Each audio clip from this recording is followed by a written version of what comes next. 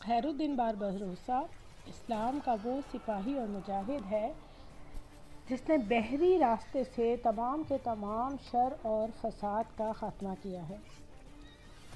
ان کی خواہش تھی کہ وہ سمندروں کے اندر ایک انقلاب لے کر آئیں، کافروں کی طرف سے آنے والی مشکلات کو روک دیں جو سمندروں کے راستے سے آتی ہیں۔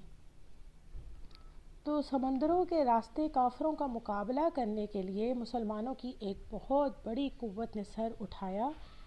اسی قوت اور طاقت کا نام، ان کا اصل نام خضر تھا اور ان کے والد کا نام یعقوب تھا۔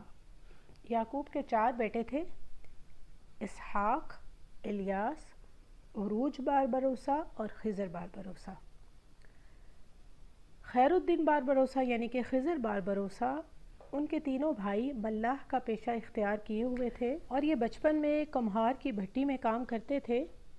اس وقت سمندر پر کافروں نے قزاقی کا پیشہ بنایا ہوا تھا، اسی پیشے سے منسلک تھے اور اس وقت مسلمانوں سے وقتاً فوقتاً لڑائیاں ہوتی رہتی تھیں۔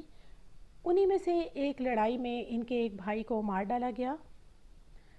تب خیر الدین باربروسا کے بڑے بھائی عروج باربروسا نے سمندر کی مہم اپنے ذمے لے لی، اور عروج بھی ایک بہت ہی بہترین جنگجو تھے، سرخ داڑھی والے تھے، اور باربروسا سرخ داڑھی والے کو ہی کہا جاتا ہے۔ بہت ہی خوش اخلاق تھے اور ملاح تھے، اور اس سے پہلے جو ہسپانویوں سے جہاد ہوا ہے اس میں بھی عروج باربروسا شریک رہے ہیں۔ جب انہوں نے یہ مہم سنبھالی تو کسی لڑائی میں پہلے ان کا بازو کاٹا گیا اور پھر ان کو بھی شہید کیا۔ ان کی شہادت کے بعد خضر نے اسی میدان میں قدم رکھا۔ خضر یعنی خیر الدین باربروسا یہ بہت ہی دلیر، بہت ہی بہادر سپاہی تھے، اور انتہائی جرات مندی کے ساتھ انہوں نے اسلام کا انتقام لینے کا سوچا، بھائیوں کا انتقام لینے کا سوچا، اور یہ سمندر کے ملاح بن گئے۔ پہلے کمہار کی بٹی میں تھے اور اب سمندر کے ملاح بنے۔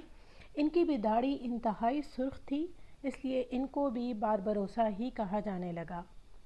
انہوں نے بیک وقت بہت سے کافروں سے اور ان کے بہت سے سرداروں سے لڑائی کی اور انتقام لیا،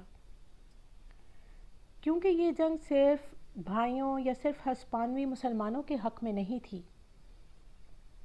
بے شک ہسپانوی مسلمانوں کا بہت درد تھا خیر الدین باربروسا کے اندر، اپنے بھائیوں کے انتقام اور بدلہ لینے کی ایک تڑپ تھی ان کے اندر، لیکن صرف یہی مقصد نہیں تھا اس جنگ کا، بلکہ ان کے دل کے اندر یہ بات سمائی ہوئی تھی کہ یہ جنگ اسلام اور کفر کی جنگ ہے، صلیب اور کلمے کی جنگ ہے، حق اور باطل کی جنگ ہے، سچ اور جھوٹ کی جنگ ہے، خیر اور شر کی جنگ ہے۔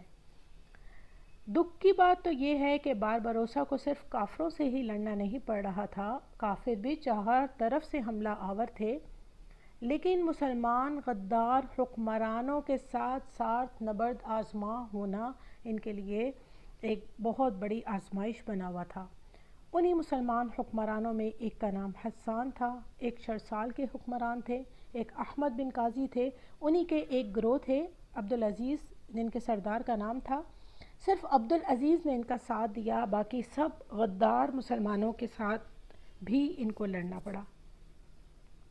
خیر الدین باربروسا اندلس کے مسلمانوں کے بارے میں بڑے پرعزم تھے، ان کے لیے ایک بہت ہمدردی کا جذبہ رکھتے تھے، کیونکہ اندلس کے مسلمان کافروں کے قبضے میں تھے جو ان کو زبردستی عیسائی بنانا چاہتے تھے، اور یہ مسلمان نہ تو عیسائیت اختیار کرنا چاہتے تھے اور نہ ہی اندلس کے اندر رہ کر اپنا ایمان خراب کرنا چاہتے تھے۔ خیر الدین باربروسا ایک مقصد لیے ہوئے تھے کہ ان مسلمانوں کو ایک محفوظ مقام تک پہنچا دیا جائے، اور ان کی نظر میں وہ محفوظ مقام افریقہ تھا۔ اسی مقصد کے تحت انہوں نے اندلس کے اندر اپنے کچھ بااعتماد مسلمان ساتھیوں کو روانہ کیا، کچھ سرداروں کو روانہ کیا کہ وہ تلاش کریں اور چنیں ان مسلمانوں کو جو افریقہ جانا چاہتے ہیں۔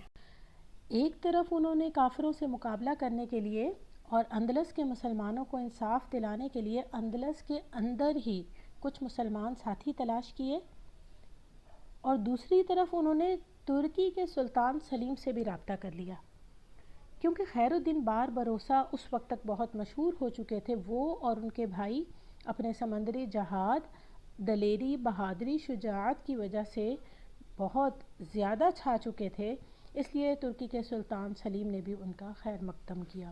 ترکی کے سلطان سلیم باربروسا کے اس جہاد کو بڑھانا چاہ رہے تھے جس جہاد نے بہت پہلے سے ہی سمندر کے کافر قذاق اور لشکروں کو ناکوں چنے چبوا دیے تھے، اور یورپ کے ملاح اور قذاق باربروسا کے ساتھیوں کو شیطان کے شکاری کہا کرتے تھے، اور یہ ترکی کے سلطان سلیم کو بھی معلوم تھا کہ یہ شیطانی شکاری مشہور ہیں۔